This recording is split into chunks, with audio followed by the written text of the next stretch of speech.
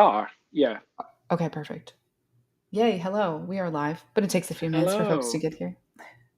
Cool. I guess we can start Yeah. chatting. Yeah, yeah. Do we do Okay. do we do intros or should we just go for it? I don't know. I mean, people will hypothetically pick this up, right? We're streaming it to our YouTube channel, so they'll pick it up after. So maybe we And should they introduce uh, ourselves. What do you think? okay, okay, You go first.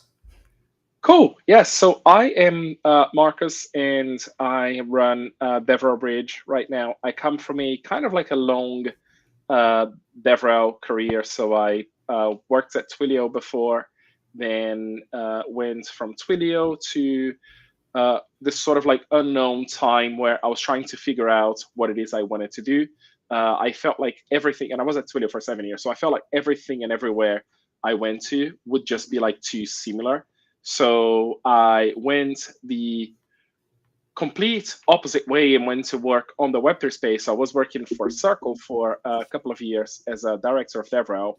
And then 2 years in, I kind of like decided I didn't necessarily like that space as much as I expected, but also I really found that where I thrive the most is where I work with smaller companies. And Circle was even back then, like Circle has just IPO now, but like even back then, like Circle was a huge company, and I really wanted to be working with like smaller companies. I feel like it's where you actually get to see the biggest kind of like differences and like see your work. So yeah, now I run DevRel Bridge, and we work with a bunch of clients, just helping them out, getting their DevRel up and running. Ooh, I love that. You have gotten to do some like really cool stuff, right? Like Twilio being sort of the one of the big players in like making DevRel something that is like known and capable. Obviously, like right, Apple and some other big companies have been doing sort of a version of it, but I mean that's a pretty like nice humble brag that you have, that you got to play a part in that, especially all the stuff that you've got to do, which we'll talk about on the show, I'm sure, and break down Yeah. some of the awesome things you've done. Gosh, I feel like mine's not as like crystal clear as yours is. Mine's like I have had a number of DevRel jobs across the gamut, and a few of them were for a few years, and those were amazing. A couple of them were shorter stints and still amazing, but would have in most cases probably like to have been there a little bit longer. I feel like it really takes a good like year or so to just really get everything sort of like lay of the land, and then Yeah. like the DevRel impact is just like like it just skyrockets after that. It feels like, I'm not saying it takes a whole year by any means, but long story short, I think the longer that you can spend at a company, the more powerful you can be. So I fell into DevRel, which was pretty interesting. Traditional kind of engineer, was working at General Mills the last time I was in an engineering role, got to focus on open source projects, loved it. But I've always been the developer that was like, put her in front of the clients, understandably, because I like love people. So I fell into a developer advocate role. Gosh, I don't even know, over 10 years ago, I think at this point. Absolutely loved it, like just loved it. It was everything that I felt I was created for, like bringing developers together, whether that be honestly, whether that be in a sales meeting, or whether that be in a customer training enablement, or whether that was in a QBR or at Yeah. a hackathon or a conference. And it was just so great. And so long story short, fell in love with, the idea of empowering developers. Worked my way up, got promoted actually pretty quickly at that company, led all the community programs, created a developer user advocacy program, which really helped us carve into a net new market, which is beautiful to be able to sort of take some developer saturation and bring that along with you and trickle it into the new market that you're trying to address. And I've had a number of different opportunities since that one. Got to spend some time at Twitter when they were rolling out the second version of their API.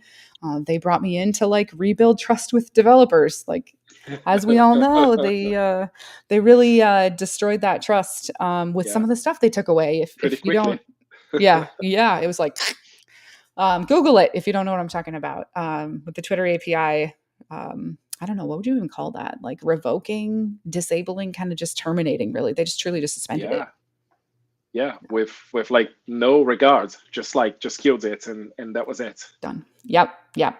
So I always like joke that I was coming in from like a negative like developer checking account, like if you think about it in a checking account, I'm like, we are not even at zero. We are at negative. Like we have to bring them back because they actively dislike us. But that was amazing because I got to do so much with feedback programs and the feedback loop and taking enterprise feedback and developer feedback, right? And just bringing that all together and like finding the trends, formulating that data, right? What do we prioritize in the next version of the roadmap, right? What do we Yeah, tell developers with product marketing? Because not that they were bad product marketers, but it was the same sort of tendencies of like, let's kind of sort of hide the truth a little bit, but also tell the truth a little bit. And it wasn't lies by any means, but it wasn't the developer way, right? Like the right. no BS, here's exactly what's happening. And I got to interview and spend a lot of time with developers to just face to face, like rebuild relationships, like one by one, honestly, in many cases, which fed into like the monetization strategy, right? How do we roll out this new version of the API after what has happened? What do developers want? What do we charge them for it? Where can everyone win? I had some cool stuff since then. Snapchat, I did some awesome stuff. I came in to carve out the augmented reality ecosystem, at least from the Snap side of things. They had already had Lens Studio, which is Mm, an app that lets you kind of create augmented reality experiences. Super fun. Recommend it to anybody, non-technical or technical. Really fun to play with. And so I came in on the more technical side and oversaw essentially developer partnerships and agency partnerships of an SDK that brought the camera technology out to the world. And so yeah. when I first came in, there was just a lot of sort of developer experience hurdles. And so I focused heavily on how do we deflect support so that we are not sending developers to a consumer support team, Yeah. Hmm. right? And they were doing such a fabulous job, but obviously that it's key to send developers to this. They want to talk to their peers, right? They want to talk to someone who's technical. Yeah. um yeah, so deflected 85% of support tickets. Absolutely, just was amazing results from launching office hours and building a community. And then we shifted into growth and yeah, like doubled our pipeline in just over a month, honestly, when we really hit the growth lever and just did amazing things. So, anyways, I felt like I bragged a little bit in that, and I didn't mean to. I really meant to sort of like speak to like the tactics, right? Like, what did I do? Why did that drive an impact? And like, gives people a sort of glimmer into DevRel. No, and I think it's really important because like I was gonna ask you a follow-up question to this, which is like when you like for Snap, for example, like you mentioned like the 80% growth and you said, did you say 60% deflection from support or was it the other way? Uh, yeah, so 85% support 85. deflection and then doubled the pipeline in a matter of like just over a month. And did you have that as like a KPI or Mm-hmm. was it yeah, Yeah. which I find really cool. I actually like, I love KPIs, okay, and I'll tell you like where I'm kind of like coming from here. Um, I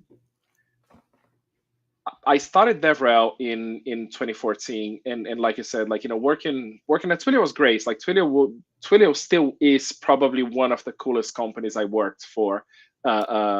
Love that. In my career. But the one thing about Twilio that wasn't necessarily super defined were DevRel KPIs. Okay, so like back in Mm, 2014, yeah. um, you as a DevRel, you just went and you executed events, and you wrote some content. You looked at views, okay, but a lot of it was really much more about vanity metrics than anything else. So like I like how you said that it takes a while to kind of like understand how DevRel works, and I feel like for me, when I joined Twilio back in 2014, it took me about 6 months to understand like what my job was really, because I was Mm-hmm. coming from like a software engineering thing where you work and you deliver sprints, you ship codes, and you make those pull requests, and that's basically your metric.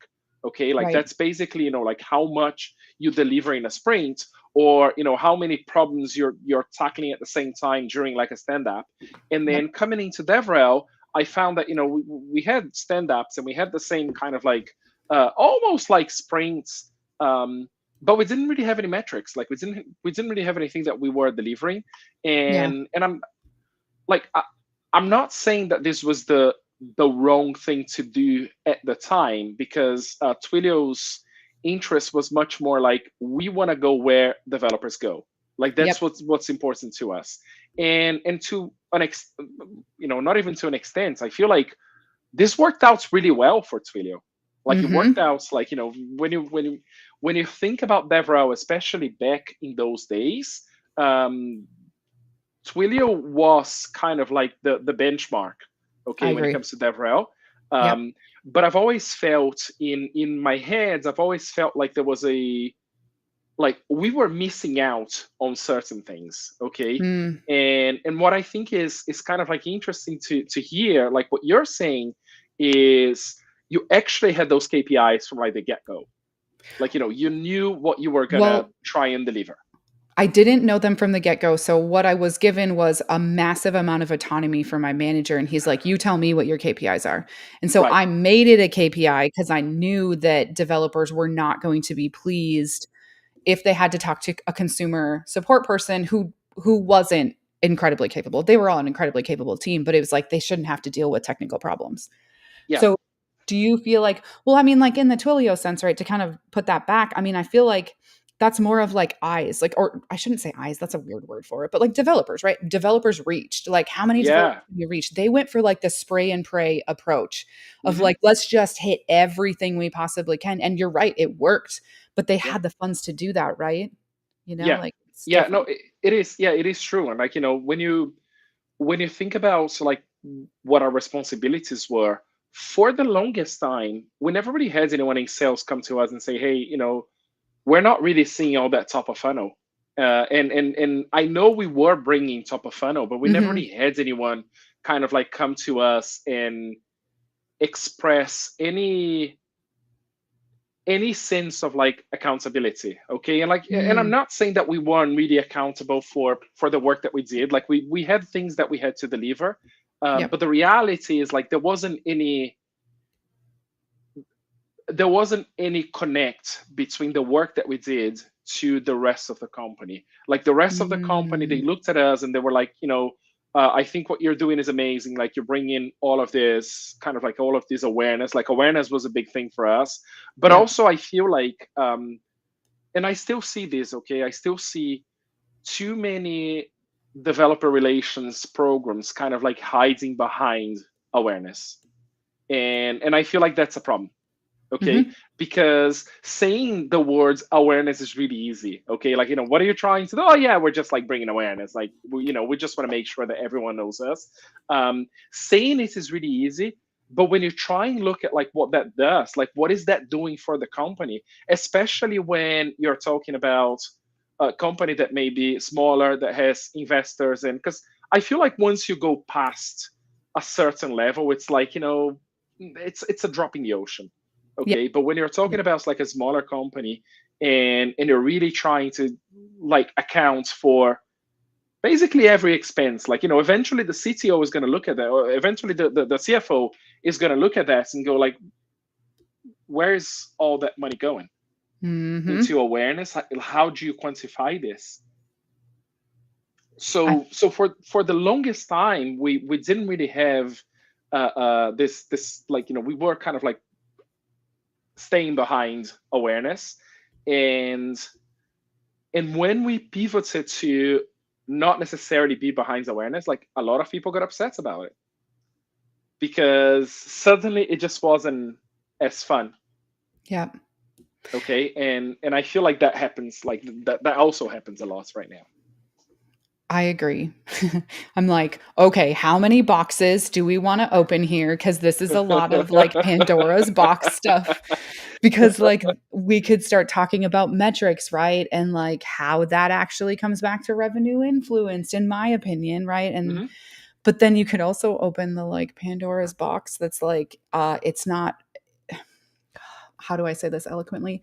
The follower count thing, right? The getting famous thing, the sort of like having to be, like, let me hire the person that has the most followers, right? And I'm not saying that's not an approach, right? Like, obviously it worked for Twilio, right? Like, Yeah, pray and spray, get them everywhere. And I think yeah, that's how you do that. You get someone who has a massive audience. But I yeah, think that the problem with it, right, as you're saying, is like businesses today are not in a mindset like they were back then, where it's like, we're printing money wherever we want it, right? Now they're like, okay, we can't have a team that costs us whatever X a number of dollars and yeah, then not have the attribution for it, right? And I think we are seeing it a lot today.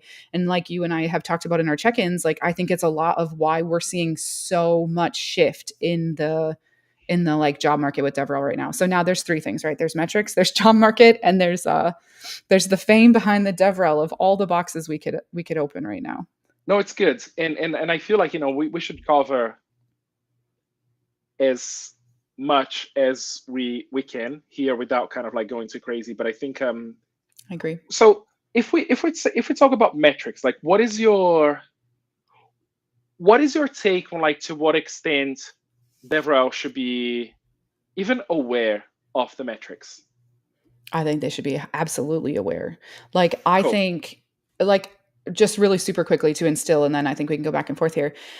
I am almost down to where, like, I think the people on my team who report to me have their own personal OKRs and who Yeah. understand the company objectives, the team objectives, the direct objectives of their close knit team, right? And then also their own objectives. Because, like, when Hmm. you're working in a team like that, how else do you improve the things that we need to improve upon? And I think, if anything, and I will say this out loud, like myself, I have a lot to improve upon. I think to be a DevRel person, you have to sort of be different, right? You think differently, you have these different desires, you have these needs to, like, to check all the boxes and wear all the hats.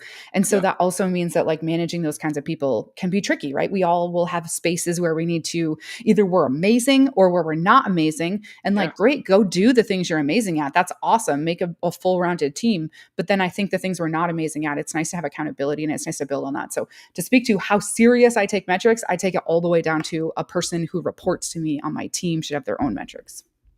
Yeah, I agree. So, and this is something that this was a bit of a shift for me, because the reality, and again, like, it's not. So let me go back a little bit. So it's really funny when I interview people, especially people who have been, like, if I'm interviewing someone to work in my team, and Mhm. and I interview people who have been in developer relations before, and a lot of the times I interview people with way more experience working for different companies Mm. than I've had, because the reality is, as if I speak of a full-time job, I only had two full-time jobs in DevRel. Like, I only worked for two companies in DevRel. One of them was Twilio, the other one was Circle. Twilio for 7 years, Circle for two. But then I've done a bunch of, like, other companies in kind of like parallel, or, like, worked with other companies in For sure. in like, right now with my company. Um, but the reason I'm saying this is, I I worked at Twilio for long enough to kind of like understand what were the things that I really liked about it, and what Mhm. were the things that I really thought Twilio could be better. And I can only speak for the time when I was at Twilio, so I don't know how Twilio is right now, but I can only speak for the time I was at Twilio. And one of the things that I feel like I missed the most was exactly this. Like, it's this kind of like accountability for metrics. Okay, like, Mhm. I was never, as a manager back at Twilio, I was never. I had some metrics that I had to look after, but even those were soft. Like, they weren't Mm. necessarily, like, it was, like, when there's a metric and it's really hard for you to see, like, okay, but how does that actually affect the business? Yep, yep, yep. Um, so even though, like, we had some things that we wanted to deliver, like, it was really hard to kind of like just make sure that whatever it is that you're doing and that your team is doing ladders up to where the business wants to get to. Whereas Yep. when I joined Circle, because I joined Circle as their kind of like founding, that I think we should talk about founding DevRel at some point as well. But, like, I joined Circle Absolutely. as the founding DevRel, and I joined Circle as a director, and I was going to build a team, which I did. I kind of like took all the learnings from Twitter, like the good ones, like the things I liked and the things I didn't, Mm-hmm. and I built the team in that way. So like we Circle used OKRs. Like I had my OKRs, my team had OKRs, my team members had OKRs, and everything had to kind of like ladder up. And like you as a team member should be able to look at one of your like key results and say, okay, so this does that, because at Yes. the very top there is there's a and I feel like this is so important, because what this gives you is like it gives you purpose.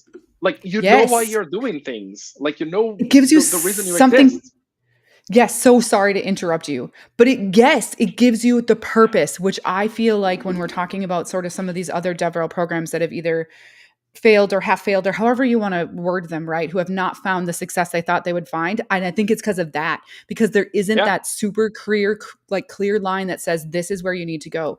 And so it's easy to yeah, be like, I'm going to do a blog post today and a live stream tomorrow. And maybe I should start a podcast and maybe we should build a new SDK. It's like, it's easy to get shiny object syndrome, you know?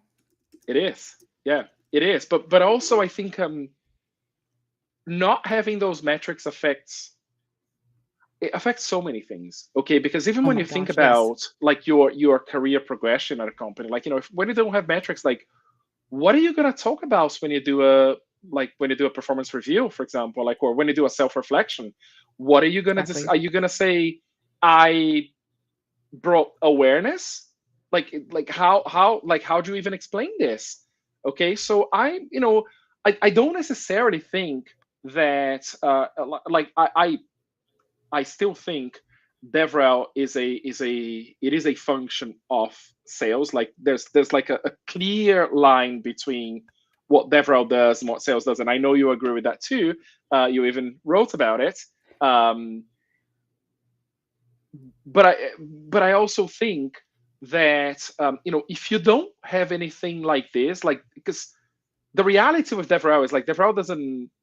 It's it's almost an internal team with like an external, like with an external facing body. Okay, because I agree with that. you're doing a lot of things, but you're not necessarily like it's not necessarily a revenue driven team. Okay, like a lot of DevRel programs, like they're not really revenue driven, and I feel like if you don't have metrics like this, then how do you even exist? And I guess the answer is this is what's happening now.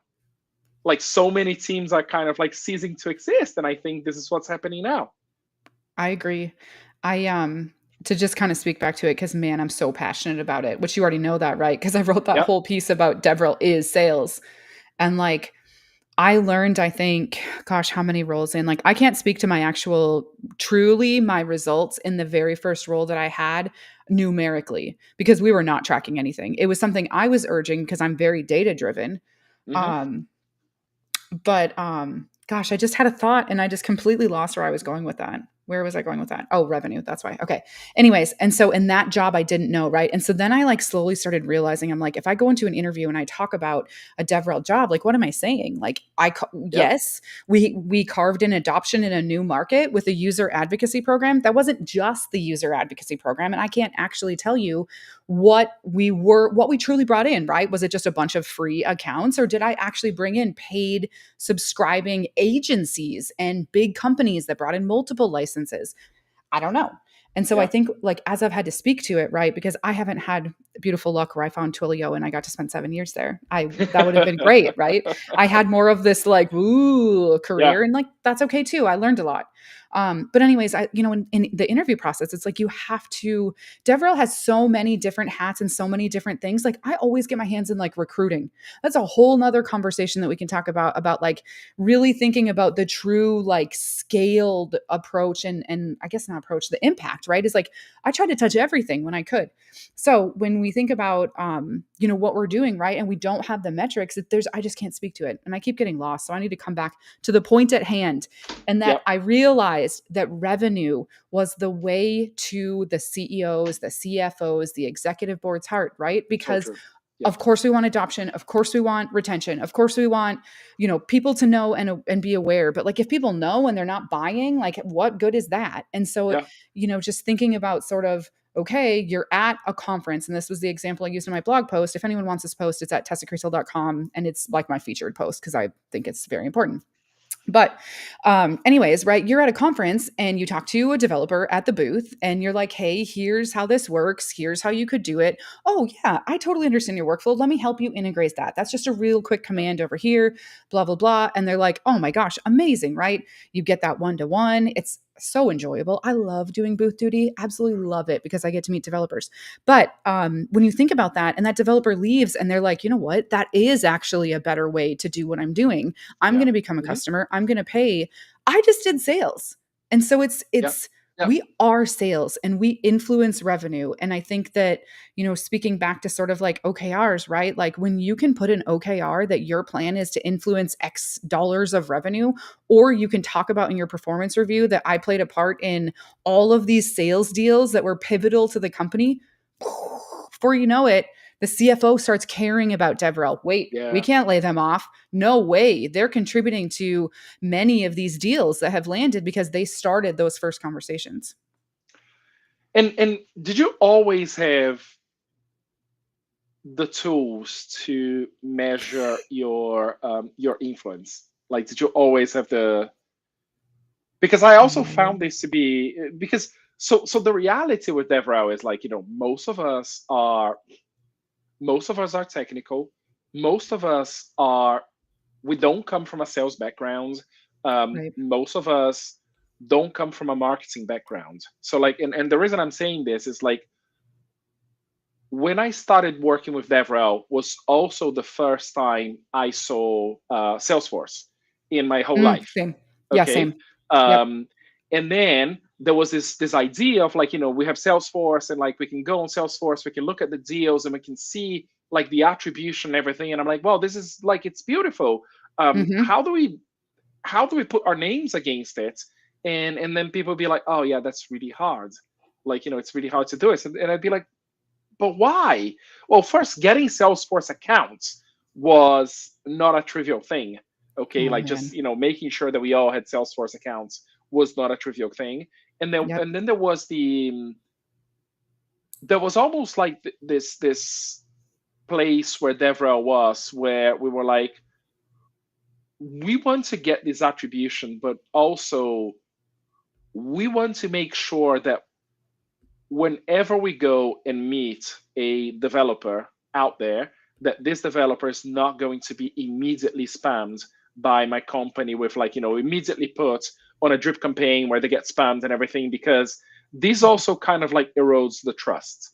Yep. Okay, so I always found it really hard to have to have the tooling for the attribution, and this tooling be whatever tooling the rest of the company uses. Okay, but Yep. then the pitfall with this is you may say, well, actually we're going to use whatever else that isn't Salesforce, but then you're using a different tool than the rest of the company is using, which now means you're not going to get that visibility anyway. Like you're not going to get the attribution anyway, or the attribution isn't going to work. So this is something that I've always struggled with every one of the two companies I worked for Yeah. doing DevRel, because like just building up this attribution was really hard. Yep. I agree with you. Very loaded, like, sort of question really to kind of like speak to, because I'm sure you've seen, like, obviously you saw what you saw as well. Hmm. Absolutely. Salesforce is like incredibly hard to get licenses for. And on top of it, it's like if you're not a sales team, they're like, why do you need it? And it's like Yeah. you really have to like validate why you need it. Hmm. So oddly enough, at Snap, they had Salesforce, but they had it for the like ad side and the consumer app side, right? Of like the actual sort of Snapchat app. And if we wanted it on our side, I think we were like a year or two out. Like I was a part of some of the early conversations, and I was at Snap for almost 3 years, and nothing ever came to be. It all Yeah. sort of just fell apart every time. So I ended up procuring, or we already had Airtable procured. And so I Hmm. saw that it was on the list, and I was like, I'm just going to build us a CRM. So I was Yeah. on the partnerships team. And so we were using a Google spreadsheet before that. And so anything I came up with was going to be better. But like I'm leading DevRel and trying to have all these other objectives, but here I am like, like scripted an Yeah. Airtable and building this Yeah. entire CRM. But and it honestly it wasn't hard, right? But it did take time. I had to think through it because at the end of the day, like I want a timeline view, right? I want to go into Salesforce and I want them to be able to pull up a company and they see that company record and they're like, oh, here's the contacts in that company, right? All the different people. Okay, Yeah. here's Jane Doe. I met Jane Doe at this conference, right? Then Jane Doe came to office hours afterwards. Then Jane Doe brought it back to John Doe, right? And Yeah. and Yeah. told them about what happened and now they adopted it. And so in the implementation that I'd love to see is like Salesforce with the timeline view. Yeah. DevRel touched this, DevRel touched this. Oh, they created a forum post. Oh, they were in the Discord server. Oh, they attended an event, right? Oh, now they scheduled a demo because that's how developers think. It's Right. Yeah. not right to that first demo. It's like, no, no, no, no, no. Let me tiptoe around all your stuff. Let me Mm-hmm. subscribe and see how shady you are, but with my fake Gmail account that you can't figure Yeah. out. Like you have to like try to navigate. And on top of that, right, even if Salesforce had the timeline, you might have some random Gmail person that ends up being a Yeah. person in the company. And you later have to like literally know that developer that you had that conversation and bring it back. Like, I think that people sometimes hated me, but I would create forms that would feed back into Airtable. And I'd be like, every time you talk to someone, you go act like you got to go to the bathroom and you fill out the form and you submit it. And I know Yeah. it seems like crazy, but at the end of the day, like, developers don't give you the right information. They're going to give No. you a fake Gmail, but even Yeah. when they do, it's going to be multiple touch points. And how do you bring that into a sales tool like Salesforce and then actually get that attribution back? Because the perfect world is that you're a part of that sales process. Maybe you introduce them because that's how Yeah. a developer would love it, right? Oh, let me warm you into this person. Mm-hmm. Let me pre-tell them what you want so you don't have to have this gruesome sales conversation. And to me, it's just like, it's so common sense and like how Yeah. developers walk through that journey that I'm like, why? Why is this so difficult and why have we not solved it? I have to literally patch together tools to get everything that I need to even start to paint this picture. Sometimes half of my job felt like tracking down metrics. Really. Yeah. It's true. It's true. Yeah. Unfortunately, it is true. Um, and it's really funny you say this, like the whole like they're gonna give you Gmail accounts. I always find it really funny when I see, especially marketing people, just creating these forms and they say like your company email address, as in like as if that's gonna make a difference. Yep. And then later I have conversations with these people and I go like just make it emails, okay? Like they're not gonna give you their company email address. And the Not right away. reality, like the reason why they're not gonna give you their company email address is because like neither would you. Okay, like if you're signing up for something that you're not sure about, you're not going to give your company email address, and you don't want a salesperson calling you in like 15 minutes and say, hey, I just saw that you tested my products, how would you like? I don't know, like I'm just trying this thing out. Yep.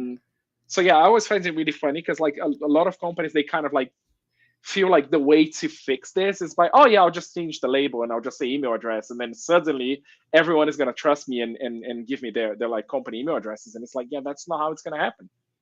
Do you know what's really funny about that is that now, like, and this is what I had eventually pivoted my business to was Hmm. this, right? Is like you're losing developers in your funnel before you even know that they're there. Like, Yeah. because they Yeah. get to that form and they're like, company email. No, they're not going to give it to you. And so Hmm. either they're going to give you a fake one, or if you force them to use a company email, which some platforms do, they're gone. Like, if they don't Yeah. have enough confidence going into that form, that you're going to solve their problem, they're just not going to do it. And then you're losing developers before they even get into your funnel to try to save them.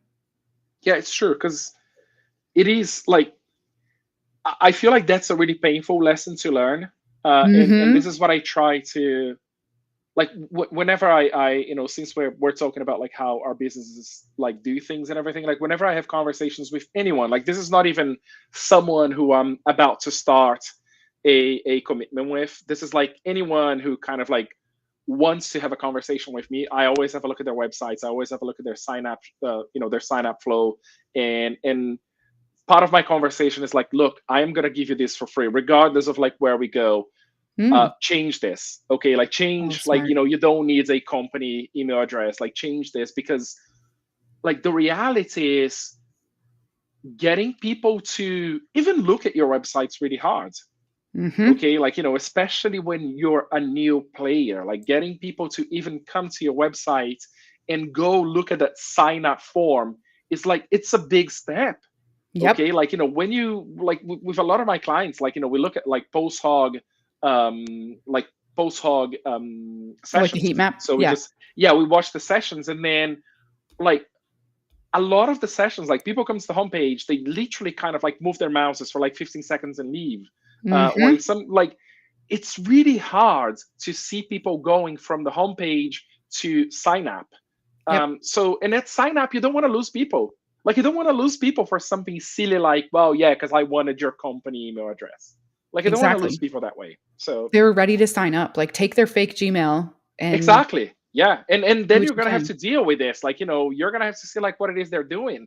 And Yep. and if they're serious about this, then they will 100% sign up with their company email address, or they will get their managers to do it. They'll get a credit card, and it's gonna happen. But like, let people just do it. Yep. I agree. I actually wrote a blog post on this because it was it's so interesting, and I'm sure that you experience this too, but like having to advocate for for all of that, right? Having to advocate for like a button that says start building or get started versus whatever, right? Or Yep. having to pay or give a credit card or changing their messaging because it's so full of jargon or doesn't Yep. make any sense or is too marketing. Like you go into a company, you have these conversations, and they of course they want to hear it because they want to know what they should improve, but at the same time they're like, no, we just want to grow. And it's like, no, but you're not going to grow if you don't fix this stuff, because every developer that you're bringing over to your website is just like, bye Felicia, before they're even again Yeah. in your funnel. Yeah. Yeah. It's so true. And but I think the other sides of it is, and I think this, it's probably down to like the level of maturity of like some of the companies that we end up working Hmm. with, For sure. which is like, yes, there is this like growth intent, but there's almost like no understanding of like what growth actually means. Like, how do you even Hmm. get there? Like, Yep. how do you even grow? Because, yeah, look, I'm gonna create a SaaS and I'll say I want to grow it. It's like everyone wants this. Like, I don't think there's anyone who kind of like creates a product and goes like, I don't want to grow. Like, I just want I don't to. want customers. Yeah.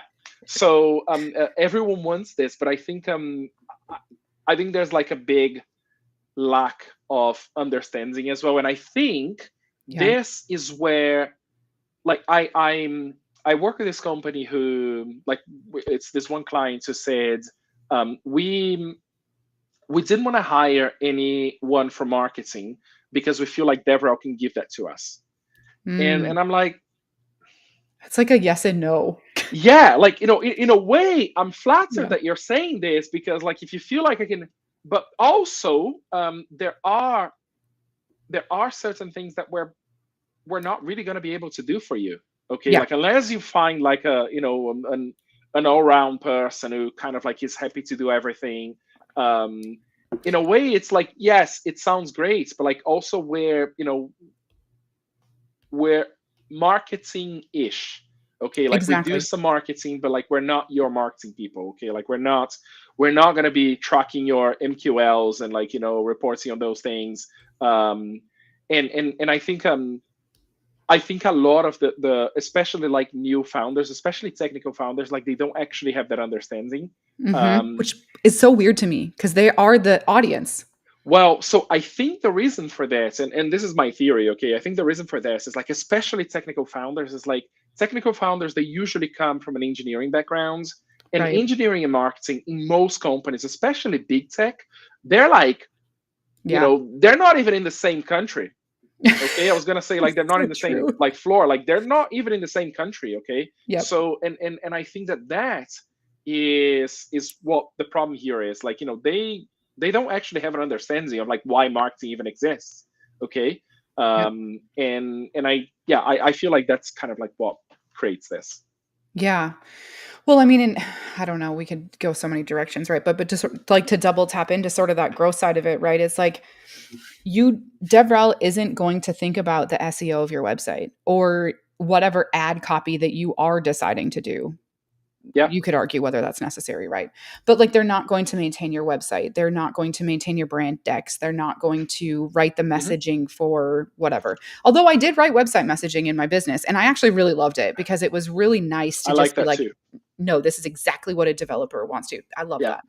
But they're, like we're not going to do some of the other things, right? And so like when you get to that stage, traditional marketing has to be there. I don't know about you, and this is totally, we've been all over the place, but I think that's the beauty of this conversation is I think that a good wholesome sort of team dynamic is having a marketing person who handles the logistics, the budget, the relationships, the partnerships. Like, I would say in my most successful roles, I had marketing resources that had allocated budget for events. They had allocated time and human resources to call the venue, to get the food ordered. When I have to do all of the things for DevRel, right? You're hosting a hackathon and I have to worry about food. I have to worry about the venue. I have to worry about whatever. That's way too many hats. And Yeah. honestly, way too many tiny tasks. We can't do all those little tiny tasks. Maybe others can. I cannot, right? I need my hands in the important stuff and I will prioritize that and I will deprioritize booking a venue because I feel like, and I can be totally wrong, but I feel like there's this beautiful dynamic where marketing can handle those logistics. They can keep things running. They're doing that for sales events. They're doing that for whatever. And DevRel should have that resource to say, hey, we want to have a hackathon. We'll invite the Yeah. developers. I mean, Hmm. you can send it to your marketing list that's applicable, right? Yeah. We'll bring in the developers, we'll plan the content, we'll plan the programming, we'll promote it on as a developer as the DevRels would promote, right? But Hmm. like as an event, they have to handle the logistics, the budget, the things like that. But I don't know how you feel, but I feel like I that tends to be the best dynamic. Yeah, I agree, and I think, and I know this is like it's easier said than done, okay? Because For sure. I have this kind of belief that we tend to bucket DevRel into this like one thing, like like in a lot of companies, like what they're gonna look for is like either a DevRel or a DevRel engineer, or but we tend to kind of like bucket DevRel into like, oh yeah, it's just like this one person and they do everything. And the reality Yep. is like, in a lot of programs, what I see is like you end up having a jack of all trades, okay? But like you look at the results of like, what this person does, and it's like, look, I as an individual, like I know my limitations, okay? Like I Mm-hmm. know that I may be really good at doing some like advocacy, for example, but it may be that I'm not necessarily very good at managing programs, for Yep. example, or I may not necessarily be very good at I don't know, like at writing. Like I'll tell you, like my in my last team, I had some people, and I think that's totally okay. I had some people who were really, really, really good at events, and I had some people Mm-hmm. who were really, really good at doing content creation. Yep. Okay, some people like events more, some people like content creation more, and I think Totally. that's okay. Like I think Yep. you just let people do what they're best at.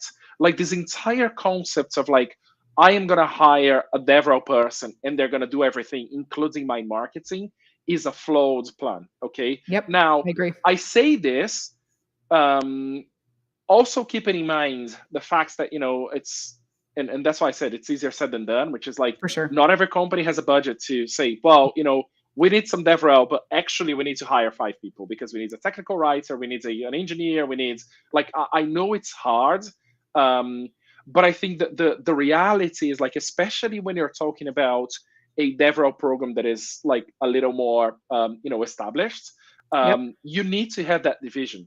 Okay, like you need to have I someone agree. like we at Twilio we had a program manager in DevRel, and what this person did was like she basically just looked at everything that we did, and she Yep. made sure that we things were on track. So Yep.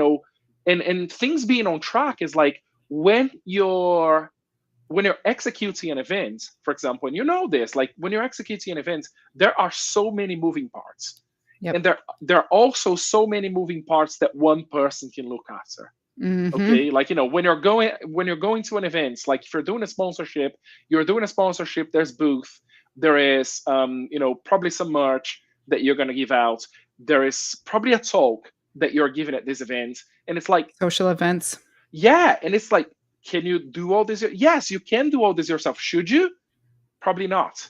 Okay. So, having someone like a program manager is so helpful because they Yeah. basically treat each one of these things like events are one program, and then you have content, that's another program, and this person kind of like keeps you like stay on track, and you as Keeps a you as a sane. dev, yeah, exactly. They So keep like, you you sane. know you as a DevRel person is like you're executing, like you're part of that team and you're executing. And granted, like there can be managers in that team, there can be like senior people, and uh, but you're executing, and Yeah. this person is kind of like helping you out. And Yep. I feel like the mistake that a lot of companies make is like they just bucket DevRel into like, yes, it's this one thing, like it's this one person, they'll do everything. One day they're going to be creating content, one day they're going to be like flying to Berlin to an event, and then the other day they're going to be coming back and like speaking at a podcast. And it's like it's impossible. and Yep. and I feel like this conversation is kind of like leading towards burnout. So maybe we should kind of like change directions here a little bit, unless we want to talk about burnout. But Well, I yeah, have it's impossible. Yeah, well, I have, I think we should kind of keep it down if you're up for it. I have some follow-ups to what you were just sharing, and then I Yes, think it yeah. kind of breaks it down. So like, I think what's interesting about that, right, is that when they have sort of that one jack of all trades, Jackie of all trades, right, role that comes in and does DevRel in that way, like you also have to realize the number of like accountable stakeholders they have, right? So like Right, let's say yeah. that you're like contributing to the SDK. Hypothetically, engineering owns that, but you as Hmm. the DevRel, or maybe you own it, it just depends on your program, right? But you're Yeah. contributing to an SDK. So you're like talking to the engineering, you're making sure the engineering team and everything within that is all operating correctly, right? Okay, now let's shift over to soliciting feedback from developers. Okay, now you want to work with product because you're like, hey, what can I tell the developers in this feedback, right? And how can I help impact the roadmap based on what our actual users want? And so then you need that close tie with product, right? And then we're going over to a hackathon or to, well, sometimes hackathons are for engineering reasons, trying to find Hmm. bugs, or maybe they're product reasons. So that's a whole Yeah. nother conversation too, because you're rolling out a beta. Let's say that you're going to a conference, right? And it really is for awareness and you're giving a talk. Well, then now you're working with marketing, maybe also recruiting, which I don't know how many other people do this, but like I was always talking to recruiting. I'm like, Yeah. man, Hmm. if I can just get that little slice of like just what's the right word? Accountability is not the right word. I don't know, the win, right? Just that like impact. It's end of day. Yeah. It's even more end of day for you, but you know what I mean. If I can just get like, oh, hey, I can send you some leads, right? Then before you know it, recruiting's like, hey, did you know that DevRel is just amazing? And so Yeah. when you Yeah. when you think about sort of like getting your hands in all of that, yes, sometimes you do that naturally because you're going to show up to an event and wear all the hats because you're the one at the event. But you shouldn't, in my opinion, when budgets are right, be accountable to all those objectives, right? You can Hmm. only truly do maybe one or two of those things really, really well. And Yeah. so, are you going to prioritize engineering? Are you going to prioritize product? Are you going to prioritize marketing? Are you going to spend more time with recruit? Like, what is that going to look like, right? And so, I think absolutely, right? Like I think you and I especially have clients that are in those early stages that are like, hey, this is my first DevRel, or this is my first DevRel program, or maybe I'm just starting to scale it up a little bit. And in those companies, they can't afford to have all the people. But I think what is like key or at least opportune here is like, do you have an engineer that really cares about the product experience? Do you have an engineer that Yeah. wants to write documentation, that wants to explain things? Fabulous. Partner them with that one and single DevRel and don't let them have to carry the whole entire workload. Yeah. Let that engineer be accountable to that engineering team's KPIs, right? Then Hmm. they, as a team, have to be responsible for, hey, we know that this person has this KPI to work with DevRel to produce amazing documentation for our developers, which impacts marketing, impacts revenue, it impacts everything, right? And it's like if you're going to bring DevRel in, make DevRel not carry all that burden, right? Find where the burden should be carried in the specific accountability points, and then let DevRel be that bridge, because really who they should be accountable to is the developers. And everyone else should be contributing to that effort and energy to be able to go out and engage those developers at all the different stakeholders' desires. I don't know how you feel No, about that. That's never been the case. I've tried to do a lot of those things, but I've never seen it done that way. But it just feels I don't know. It feels like the right way, but it could just be a hunch. I think that's the right way, and I think there's also something that people usually don't account for when it comes to just getting DevRel people to be everything and do everything, or like being the DevRel person who does everything, which is um, it's great when everything works. Hmm. It is pretty terrible when something goes wrong. Okay, Exactly. so I had this experience, and this is a personal experience, which is I at one point in my career. So like I when I started in DevRel, I started as an IC and then I moved into management. But like when I was an IC, like I said, I was still kind of like figuring out what my job even was. Okay, Yep. like during my first 6 months, and I was an IC for like about a year and a half, a year and a half, I think. Um, and then I got to a situation where I was like, okay, so I understand what it is that I do, and now, well, I thought I understood what it is that I did, and I was like, and now, all I need to do is like I just need to make sure that I'm pleasing like all the stakeholders and like they're all happy and everything, and like things are gonna and this is great when things go well, but I had this experience where one stakeholder got really, I think his expectation was that I did everything he asked me and some more, and Oh, and it did get to a point where I was like, look, I can't, like there's just not enough of me. yep. And then he goes, well, just hire some more people, and it's like, well, this is not down to me, like I Give can't me your really do budget. this. Yeah, exactly. So it's not something that I can do. And then he basically tried to blame the failure of like one of his sales because I wasn't available to him. Okay, he was like, "Well, Oh, I that's didn't close horrible. that sale because Marcus wasn't there." And he was very like specific. Like he was like, "Yeah, Marcus let me down," and it's like I didn't let you down.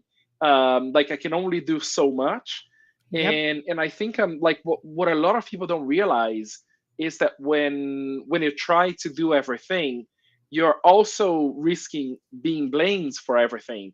Okay, because like it's all nice and peachy when it's all nice and peachy, but like as soon as kind of like things lie down, then someone needs to take the blame, and Yep. and blaming the person whose job wasn't to do that in first place is kind of like a good cop out. Yep. Um so and I think this is also what a lot of people don't realize, which kind of like leads me to the whole like being experienced in this field, and why I think, and maybe this is going to be like a conversation for next time, but like why I think the whole concept of like a founding DevRel for someone who's not experienced is a terrible idea. I agree with that completely. Yeah, Fully agree with that. Because when you think about it, right? I mean, this is like job 101. You cannot wear 20 different hats and wear them well. Maybe if you're really good looking, right? But like yeah, truly like you just can't. And so you're going to yeah, drop a ball somewhere. And then like you said, right, no matter what happens, like as humans, we constantly want to not be at fault, right? How did I yeah, not make this yeah, bad thing happen? It's just human nature. But there has to be that accountability of like who was responsible. And I'm not saying that everyone takes that accountability. And so when it comes to those things, if you're wearing a hat poorly, you're wearing it, right? You think you're like, okay, I'm keeping the hat on my head. I got 20 of these yeah, suckers on here. They're all in place. Like it can fall off so easily. And I think yeah, then it comes down to like the demise of DevRel, right? When at the end of the day, like I don't want to point fingers, right? But at the end of the day, you can never expect a team to be a part of every single function of a company. Like we're a part of engineering and product and marketing, and in some cases, recruiting, right? Customer yeah, success for sure. I'm constantly going and engaging with developers that have become customers and just making sure that, hey, are hmm they in a user advocacy program? Are they active in the community, right? What other function in any other industry touches the entire organization like HR? Right. But HR has accountability. HR has processes. yeah, HR has yeah, everything that they need to succeed. Right. And DevRel is like, well, depending on what we think DevRel is, let's just throw you to the wolves. You That's can just, do it yeah, all. You can be yeah. an engineer and a product leader and a support technician and a public speaker and an author and a marketer. And it's like, what? No, think about it. Like, truly, you can't. Not But I well. think, and I think this also comes from the, I feel like most DevRel people I know, like it's a nature thing. Like we like to help people. It's Exactly. really hard to say Exactly. no. Yep. Okay, like it is really hard to say no, and it's something that I had to learn. Like at Twilio, like with this experience, it's something that I had to learn, which is like, like saying no is really hard because we want to help people. Like imagine, like Exactly. I had situations at Twilio where someone, like at Twilio, we had this really cool like tradition where everyone who joined Twilio, they had to build their track jacket app.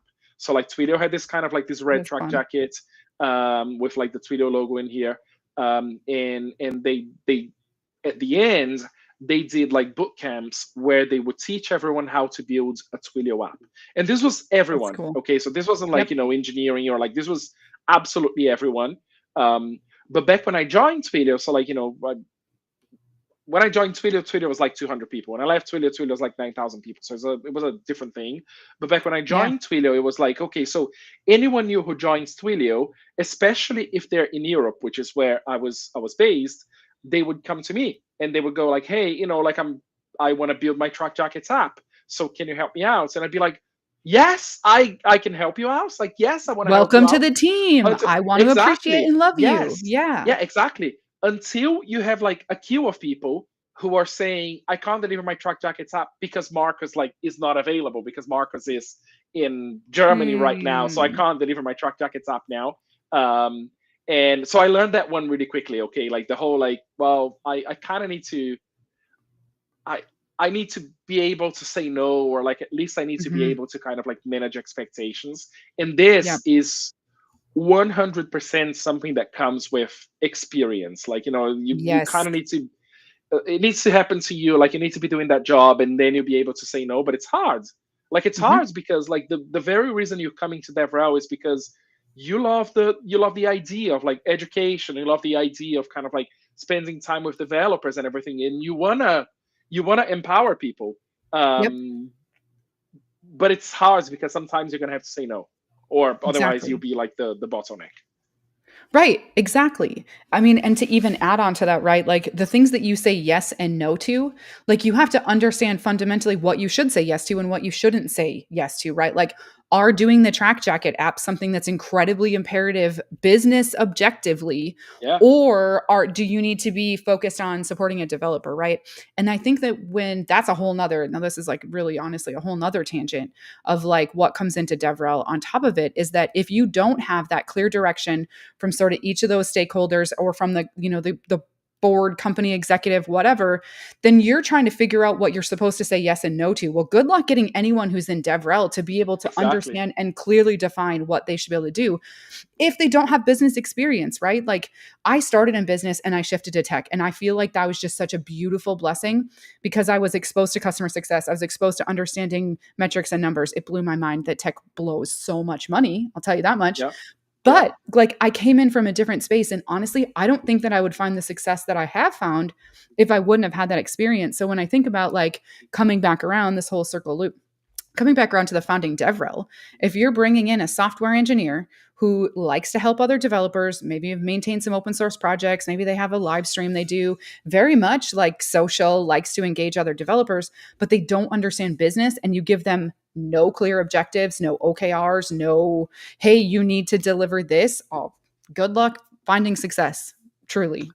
Yeah. And the interesting thing about this is, and I don't know what your experience has been with that, but honestly, I feel like 90, it's going to be a number as high as 95% of like everyone I know who joins a company to be a founding DevRel but didn't have like DevRel experience in the past, they failed. And not only they Everyone I know. failed, um, they felt like a failure. The companies felt like that person failed. In some cases, the company felt like they failed that person. So it was like a negative experience all around, in a way where some companies were like, we can't do this. Yeah. Like there's just no way we can do this. And that for me was one of the reasons why I decided to build DevRel Bridge, because I was like, I don't want, like, Hmm. I feel like there's a way, there's a path. Okay. Yes. Like, I have like some of my clients, I have clients where I help them hire DevRel, and the way I did it was like I built the path.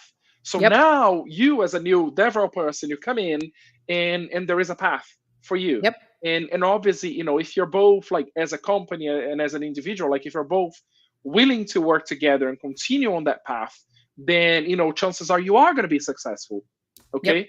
Okay. But I feel like in a lot of cases this doesn't happen. It's just like, Hmm. yeah, the VCs are telling us we need DevRel, so we just need to go and hire a DevRel person. By the way, hiring DevRel is really hard. So, like, hiring someone with the experience and everything, like hiring someone, like, it's hard, it's expensive. Well, there's this engineer here who wants to be a DevRel, so let's get them in and tell them they're now DevRel. And then they fail in 3 months because it's like, it's impossible. You like, you can't do all that traveling, or you can't do all that content, or like you can't do everything, you can't be the whole marketing team. So, like, they end up kind of like failing in 3 months, and I hate seeing this, Hmm. because it just like leaves everyone with like a better, like a bitter taste in their mouth, because it's like, well, okay, so this was like a terrible experience, like, and we should have never done that. Yes. Yes, I agree with you. And people leave feeling like really defeated, and then they don't go Hmm. back to DevRel, right? Even though Hmm. maybe they would have been naturally great at it. But it's Yeah. just kind of like when you truly, so like if you took that and unpacked it, right? It's like I start a doctor's office and then I hire a doctor who, maybe this is a bad analogy, but I'm just going to go with it and see how this goes. I start a doctor's office and then I hire a doctor and I don't know how to guide the doctor. And the doctor's like, well, just send me the patients. I'll take care of them. But you, as the person, are like, oh, I don't even know what kind of patients you take. I don't even know how capable you are. I don't Yeah. even know what kind of a doctor you are. But you're a doctor, so I hired you. Yeah.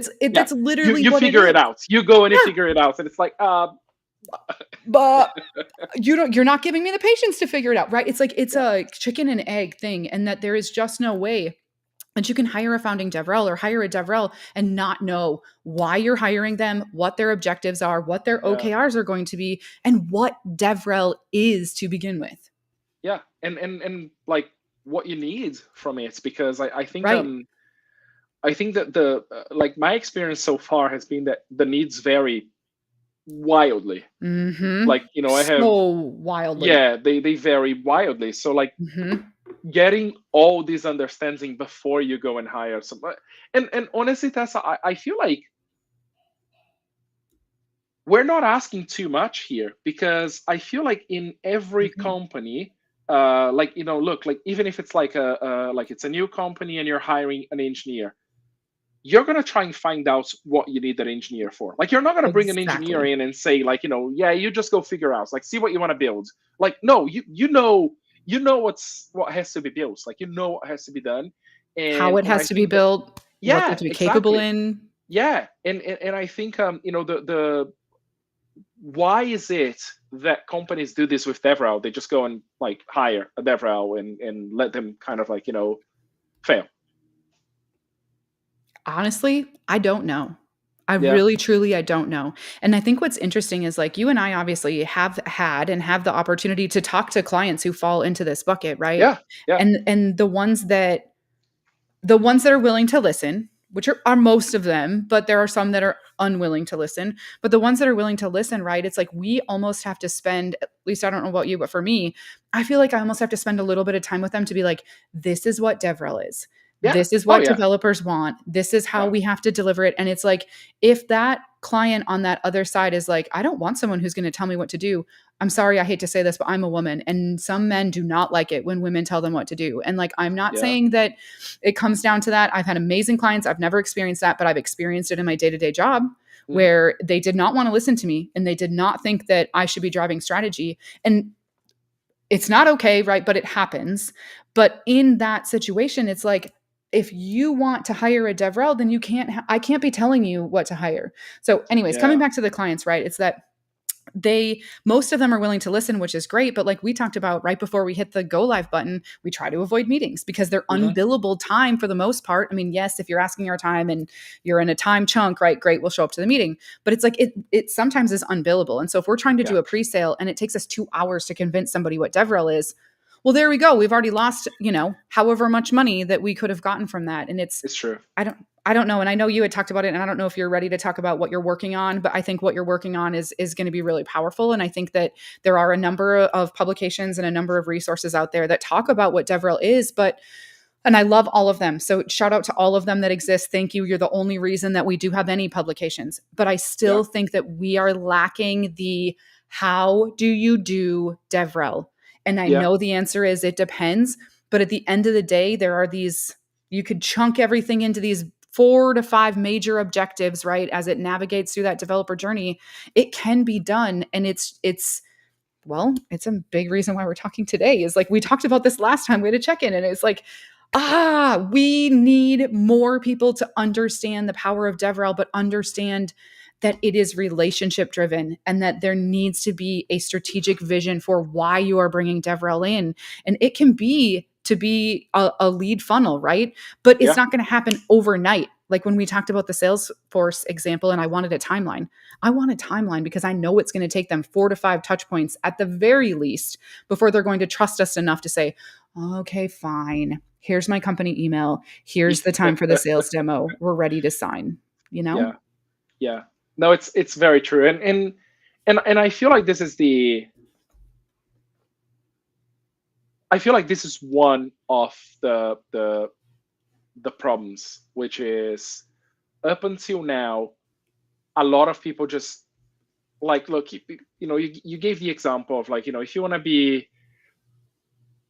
you want to be a doctor, you go to medical school. If you want to be a lawyer, you go like if you want to be an engineer, you probably go to something related to like computer science or where do you go if you want to be in DevRel?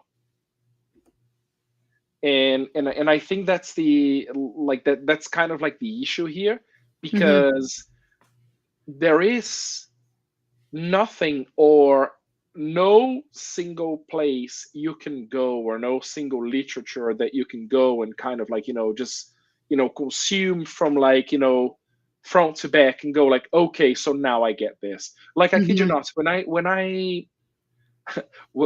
I started in DevRel in October, and then I remember being on holidays in December, and I took a big chunk of my holidays to kind of like try and understand what DevRel actually was. Like, Mm. I obviously understood conceptually what the job was. Okay, like I Yep. knew where I was getting myself into, um, but I'm also like I'm also the type of people who really like, I really want to grok it. Like, I feel like Yep. the reason I'm so Same. passionate about DevRel is because like I really believe and I really know that there's a science behind it. Like, Yes. it's not just, you know, go to events. Like, it's not just that. Okay. Like, Yep. it's not just Maybe one speaking program is about, go to event. yeah, exactly. Yeah, exactly. But like I know, like I firmly believe that there's a science. So I spent Mm-hmm. like a chunk of my holidays just consuming as much as I could. And like, you gotta think like this was back in 2014, so there was a lot less than there is now. There was Yeah. no AI, or there was no like clause to go and like ask questions or anything. Um and I tried to kind of like consume as much as I could. And I Yep. remember like, just learning so much and thinking about so many of the things I was gonna do on that year. So this was like, the holiday, the holiday break, and thinking about all the things I was gonna do in that next year and how I was gonna go and execute this. Okay, so I came back with a a, a list of things that I wanted to do. And I remember kind of like going to, and again, like this is not me having a go at anyone at the team, but like I remember kind of like having conversations with other people from the team and saying, "Hey, should we be doing this, or should we be doing that?" Yep. And a lot of the answers I got was like, "What is even this?" Hmm. Because the reality with like, and surely I feel like this has improved a little bit, but like the reality is everyone is executing DevRel on the way or most people are executing DevRel on the way they kind of like figured out. Yep. Like, they're not necessarily like there's no real recipe, but I do believe, and this is something that I try to do right now with my clients, like I do believe that there is a recipe. I I agree. do believe, I do believe that there are the things you need to do, and there are the things that you shouldn't do. I And fully there's agree. reasons why you shouldn't do those things. Okay. Like, I have conversations with, I think like 90% of my clients, I always go like, don't go to events. And they go, but why? I Like DevRel agree, is an by the event way. thing. Yeah, DevRel is an Hmm. event thing. Like every Dev, and I go like, don't go to events. Like the Not unless reality you is got like, a bunch of money. exactly. Yeah, eventually there's going to be some ROI on events. But like Yep. right now, the stage you're in, you're like, okay, I just invested $10,000. And this is like for a cheap event. Like nowadays, Yep. it's a cheap event. Like I just invested $10,000 in this event. Where's the ROI? There is no ROI. Like the reality is like, unless you're really lucky and you meet someone at this event and this like company becomes like a big customer, but like the reality is like most likely there's not going to be any ROI. Like, Exactly. you're going to an event and you're going to spend $10,000. Some people, like, you're going to get some eyeballs. Like, some people are going to look at you. Some people are going to kind of like, know you exist. But that's the extent of it. It's And, the for, one It's like sorry, one go. out of the four. Sorry, I didn't mean to interrupt you, but just wanted to add, it's like one of those 4 to 5 touch points, right? So if you're spending Yeah, 10K on that one touch point, how are you making the other things happen, right? It has to yeah, be non-paid for yeah, efforts. exactly. Yeah, exactly. And I think a lot of people don't really understand this. And the reason they don't understand this I is agree. because they look at other successful programs that use this. But the reality is, like, those other successful programs, they use this because they've already done some of that work. Or it does Okay. work for them because of their Or yeah, situation. yeah, exactly. Like, and like, you look at a company like Twilio, for example, and it's like, yes, they are looking for, they are looking for the awareness. Like, Yep. they want people to see them. Um, they don't necessarily need to walk away with deals. Like, I'm sure they want to walk away with deals, but like, they don't necessarily need to do it. But I think there's again, like, not getting into, like, how I think like DevRel is very subjective, like according to like which company you're in. Um, but I think there is a difference to like where, like, which stage you are in your company and Fully how agree. DevRel can be applied. And again, like, because there's a because you can almost like apply DevRel according to a certain stage. There's also things in DevRel that you can apply to that stage, which means there is a recipe. Like, you follow that recipe, and most likely you are going to be successful. Okay, Yep. like, if you continue like doing what you're doing, like, you follow that recipe and you are going to be successful. It's just that I feel like people try and figure out too much, like they Yep. try and mimic other programs too much. Okay, they go, well, yeah, I'm seeing that such and such company are doing this, so maybe we should do this. And then you Hmm. get to a point in DevRel where like DevRel is just, again, going back to like the doing everything. Like, Yep. they're doing they're doing a live, they're doing events, and they're doing content, and they're doing everything. And then you look at that team, and it's like one person, and this Yeah. one person does everything. Like, they manage discords, they run office hours on discords, and it's like, it's just not possible. Yeah. When do they sleep? Or Hmm. do they have a family? Are they prioritizing their work-life balance? That was Yeah, always a yeah, thing. This is a side tangent, but that was always a thing as a leader, right? Is like making sure that they were like they stayed in those boundaries. And not because I was trying to control them, but because I knew that if they veered out of those boundaries, they're going to yeah, burn out. They're going to be working yeah, on things they shouldn't work on. All of that comes into that, right? yeah. It doesn't help Um, anyone. That's the no. reality of it. Like, it doesn't help anyone. Like, it doesn't help them, it doesn't help you as a manager. So Yep. Exactly. Exactly. Wow, this has been really, really, really, really good conversation. yeah, this is fun. Yeah. Yeah. Um, I was gonna say something as like a little ending mic drop, and then oh, okay, I remembered it now. Um, I don't know about you, but in my head I kind of have this cycle, and I'm curious what you think about this. And this can maybe be how we end the call, and maybe we pick it up next time, or maybe you're like, oh yeah, I totally agree with you. I feel like when I come into a new DevRel opportunity or a new company, it's like it sort of goes like this, right? It's like what is the developer experience? How is that operating, right? Do I need to drive improvements to that? And that's Hmm. a number one. And then after you fix that, right, you're like, okay, now I'm going to sort of shift into these community efforts, right? I want to get the feedback on the things we changed. And I'm Yeah. probably getting feedback as we're changing things, right? From directly from the developers. But then it's like, okay, now we move into a community effort. Maybe we have office hours and we start doing a little bit more in the community. And it's like, great, give us more feedback. What should we keep building? And then you sort of keep improving that developer experience. And then you feel comfortable with those things, right? You're starting to build this little army of developers, small Yeah. but Hmm. powerful because you're Yep. one-on-one with them. And then at that point, you're like, oh, okay, our website's better, our docs are better, our product experience is better, the sign-up process is great, right? Now we have case studies, now we have quotes, we have Hmm. developers' faces that we can put on our website.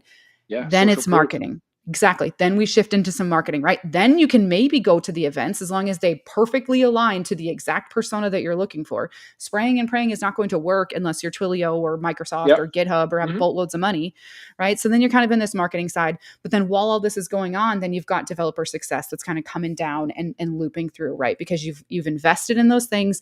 Maybe they went through the marketing funnel, maybe they didn't. Maybe they came straight through community efforts that as you Yeah. were trying to build product, and then you're in developer success, right? And then the product evolves and you're doing the cycle all over again. Did I miss anything? Does that feel relatable? Because if we had to like TLDR a recipe, in my head, that's always kind of how I look at it. Oh, education comes into that, right? But it's a part of sort of that developer experience. You're creating The those developer tutorials, experience. Yeah. you're creating those Yeah. docs, you're figuring out what do they need to succeed, right? And you don't go to marketing until developers have what they need to succeed, at least Oh at yeah. an MVP Yeah. level. Yeah. No, I think you don't want to get to the marketing sides of things until you know that it works. Like you know that Exactly. your DX is good, that you know that your product actually works with like more than you as a developer. Yes. Yep. Um, Or a small audience, a and handful, right? Set a number. because I think like the worst thing for me, and I can probably like I won't name any products, but I can like when I think about it, I can still remember.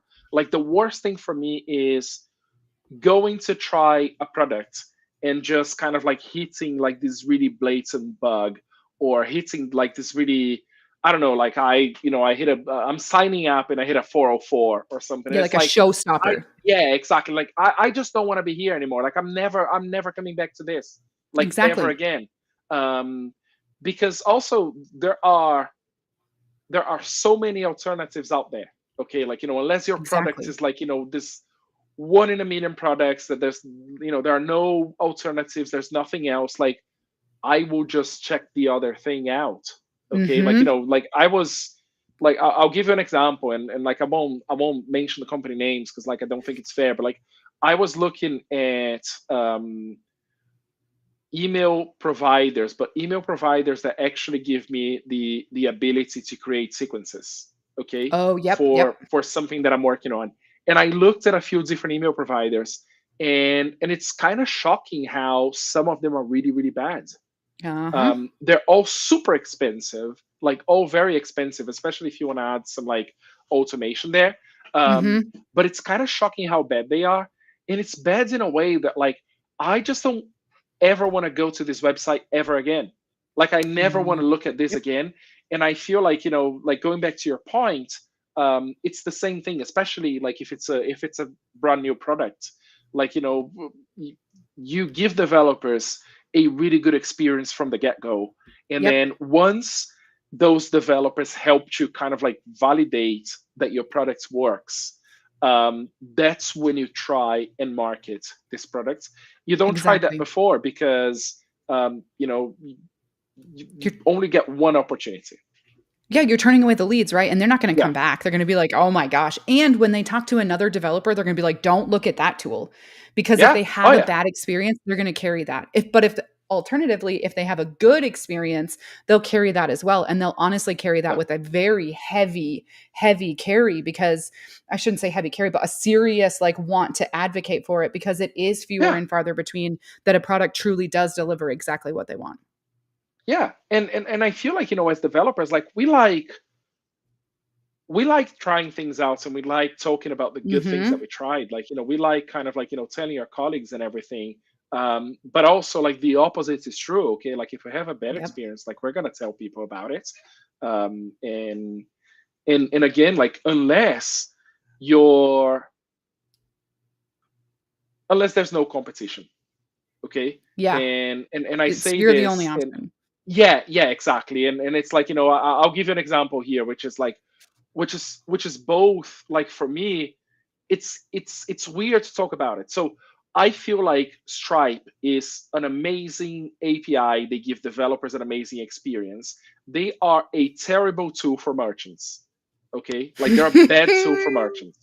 I Like if agree. you're trying, I like if you're agree. trying to sell things, and especially if like, if you're running a SaaS, for example, and someone says, well, actually I'm going to charge back, like it's they're like terrible for merchants. But like, can you think about a good alternative from Stripe? Like there are a few alternatives, but the reality is like, if you want to go at scale, Stripe Yep. is kind of like your only option. Fully integrated, depend how much work do you want to do, right? Like if Yeah, you want to build yeah, out an entire custom API or custom endpoints for yeah. whatever, yeah. Yeah, and I and agree with and you. and, and like, it's funny because like everyone knows this. Like, you go on socials and you look for Stripe and you look for like complaints, and it's like, it's someone is going to be mentioning chargebacks. Okay, like Mhm. someone's going to be mentioning the fact that not only they're paying $15 for every single chargeback, and I don't mean to like rant on them here, but like, not only people are paying $15 per chargeback, there's basically no way of winning a chargeback if you're a merchant. Okay, like Yep. someone comes to your website, they scam you, they use your products or they get your products, they make a chargeback. Not only you as a merchant need to now pay that money back, but also you're losing $15 because there's been a chargeback. And the worst thing that will happen, well, the next thing that will happen is like, if you get too many of those, your Stripe account gets canceled. Yep. So Yep. now you don't even like, now you don't even have them anymore. So yeah, it's and again, it's like, unless you're in that situation, which I feel like, there aren't very many companies in the world who are in a situation where they basically kind of like have a monopoly over this. Um, Yep. yeah, developers will come to you. They will hate your developer experience. They'll leave and they'll never come back. And they'll find I someone agree. else. Okay, so final words because developers love to tell other people about products that they love.